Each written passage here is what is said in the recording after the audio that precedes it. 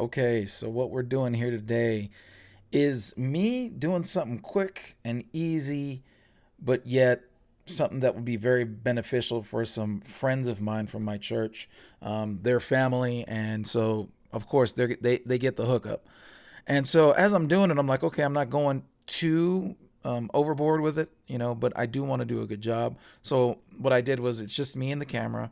And then if I wanted some lighting, I actually brought one of those little mini nan light tubes that I got a little while ago. And of course, you already know slow motion is your friend. And so I definitely used a lot of slow motion in this. I gave it to them both in slow motion and I gave it to them both in regular speed. I said both in slow motion and regular speed, but you know what I mean.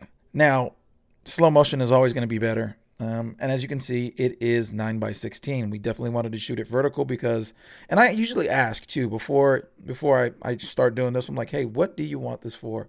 Do you want it for your website? You want it for YouTube, or do you want it for social media, or do you want it for both? Because I can do that too, right? I'll shoot at 16:9 and I'll slice out the middle for a vertical. They said, nope, the only thing we're going to do is Instagram and TikTok. I said, cool. So I made this rig where got my side handle and my top handle, and I got this thing turned on its side. What I love about doing that is I know you could use your monitor and you could, have those crop bars on the side. So it shows me my middle frame. But I love to do this way better because if I flip the camera, I know exactly what I'm working with. I know because I tend to fill the frame too much when I have the crop bars on the side. But when I turn it like this, I don't do that. Matter of fact, I give it just the right amount of room that it needs. And if I want it to fill the frame, or if it does fill the frame, it's because I wanted it to. So, yeah, I love doing it either or. I can do both, but I'd rather do either or. And I know there's this big old controversy going on now and within the last year about open gate, and we have cameras that do open gate, but I would rather do either or versus shooting for both. It's just my preference. Love to hear what you think about that though. So yeah, we were just making some stuff, getting some beauty shots. And in this one, actually, if you stick with it, I'll show you some of. Obviously, I'll show you some of the finished product here, as I just did. But I'll also show you. We do some, I guess you would call it product videography. So it's like product photography, but we're doing video, and it's in a quote unquote studio setup. You already know what my studio setup is, my garage, right? That's my YouTube studio setup, and I have my lights in there. So I end up doing the same thing for. I do it for my boot channel, actually, my cowboy boot channel that I have here on YouTube.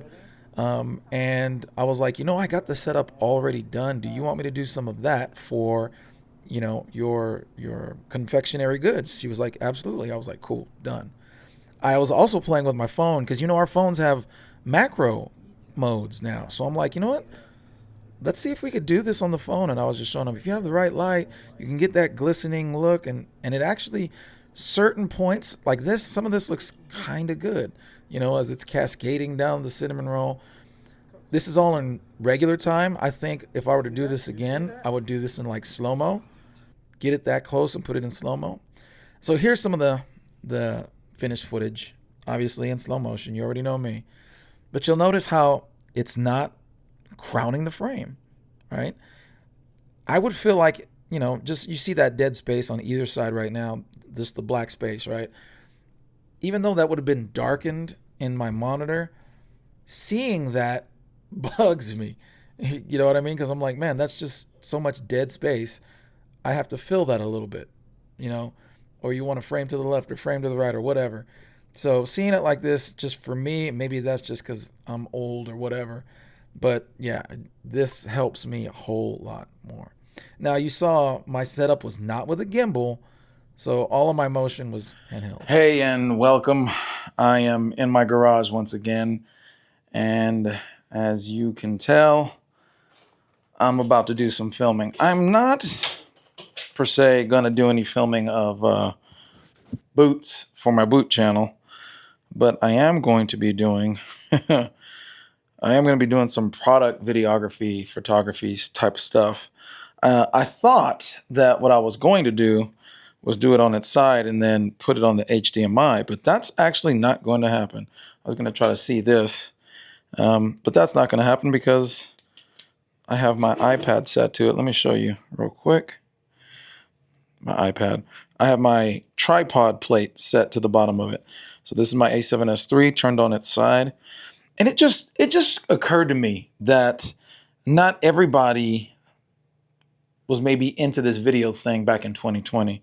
So if you hear me talking about this A7S III, and if you haven't done any research on it, the A7S III is basically the same thing as the FX3 or the FX6 when it comes to the sensor. Obviously the bodies are definitely different. The FX3 and the A7S III are more kin than the FX6 is to this. But you know, the FX3 definitely has a better body. It had better firmware, but then this one finally got all the updates, and so it's pretty close to the FX3.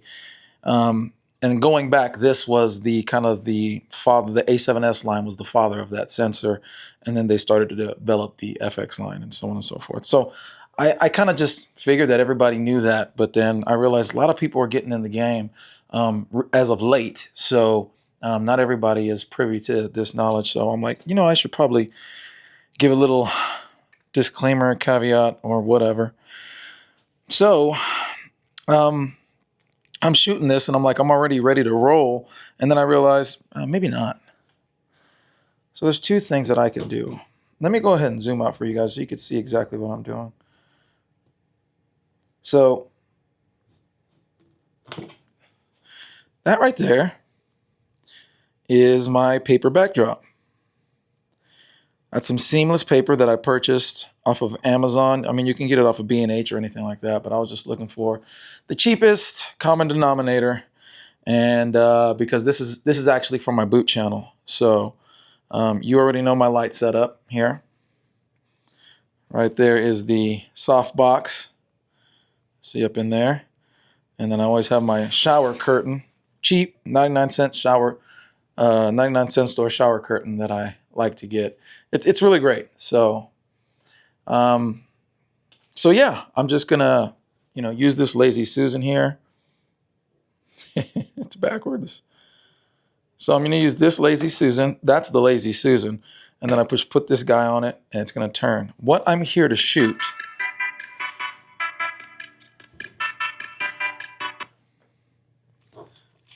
are these things. Let me give you a real quick.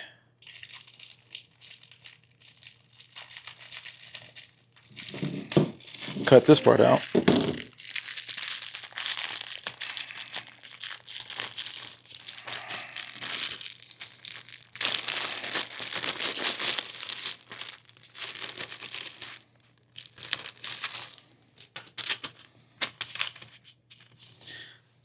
And let me get out of the way of the light.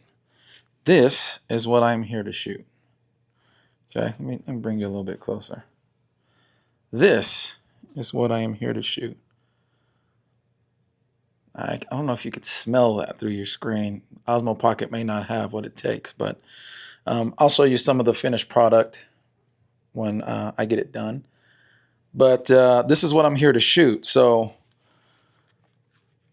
basically, it's just some product videography for social media, and I'm doing this for a friend. So none of this is anything of where I'm charging or anything like that. It's for people that I know and love, and so if I could be a blessing to them, I definitely want to. So that's what's happening here. I'm doing this, and I'm gonna shoot some videography. And I figured, you know, some of these things that I do for my boot videos, I'm also doing this for them as well. And I figured, well, why don't I bring you along? And you know, I don't know if you've ever done product photography or videography. I always say videography because I really don't do the photography stuff at all. Every once in a while, like say for this client here, this friend here, you know, I put it in photo mode and we went outside and took some shots. But it's rare that I do that. All this stuff won't even be in the shot. So yeah, let's see. So I did kind of a sequence when I was doing some of this. This is the Lazy Susan, and I got the cookie on there. And what I'm doing here is I actually have it slowed down. I filmed it in 60 frames, and then in post, I just slowed it down, and it just makes for a nicer, smoother shot. And so this here is more of the close-up. I do a wider one, and so that's the sequence. I'll do a wider one with the intentions of pushing in post, and then I do the close one. This is the closer one. The other thing that I didn't note is that this thing is at f13. And I have it at f13 because all of this is so close to the lens that the fall off is so quick and so apparent that half of the cookie will be in focus and the other half won't. So, and that was at f5 that I had it at earlier. Not even touching 2.8. So as you can imagine, I got this thing at 100%, but I'm at f15, 12,800 ISO. So I'm running the one light, and I got it moved closer. I'm bouncing some of the light, but not a lot. And one of the things that I love about that is it is just such a clean, nice fall off into the shadows from one side to the next, and it's not overly done. And it gives it just such a nice cinematic look. Yes, I will say cinematic. I can go a little higher on that backdrop because it keeps showing up. So here is what I was talking about earlier. This is the sequence where it's a little bit wider, and I just pressed record, let that guy spin around for a while, but in post I did a post zoom on it, so it goes from wide to tight, or semi-tight, because I obviously go a little bit tighter in the next sequence. So, something that shows off the product for, your Instagram fam. And I do, as you notice, I shoot down on it a little bit, so you still do get the Lazy Susan, and you still get some of the black table. I mean, it kind of blends in a little bit. And this is handheld, and I just kind of saw the light just hitting it just nice, had that pretzel, so I just went over it and went handheld, and I love the way the light falls off. So, I mean, okay, look at the cookie on this Lazy Susan. You see that? How it just keeps going around, like it doesn't, it's not in the middle, it's not perfectly centered. And that was what was bugging me. If you know how to do this an easy way, look at me. I'm over here doing like painter's tape, doing, X's or crosses or whatever, so that they could, crosshairs, so that it'll line up in the middle. And even then, look at it. It was better, but it wasn't what I wanted it to be. And I'm like, if you know a faster way to do this, let me know. Like, that was really getting on my nerves, because I just couldn't, you would have it and it's turning, and then all of a sudden it's going away from you. Oh no, it's getting closer. And I get so upset. So anyway, if you know how to do that, that would work better. I ended up putting it on this box, so I wasn't getting so much of the table like I was just telling you right now. This ended up working a little bit better. Because the thing is, when I'm usually using my Lazy Susan, I'm doing, like I said, my cowboy boots, bigger things. So I'm never really showing the Lazy Susan. And that's what the turntable's called. If you didn't know, that's called the Lazy Susan. But I never see it, but now, because I was shooting something so small, I did. But anyway, that was what I did for some friends at church. And I figure if it's product videography, I'll show it and hear what you think. All right. Talk to you later.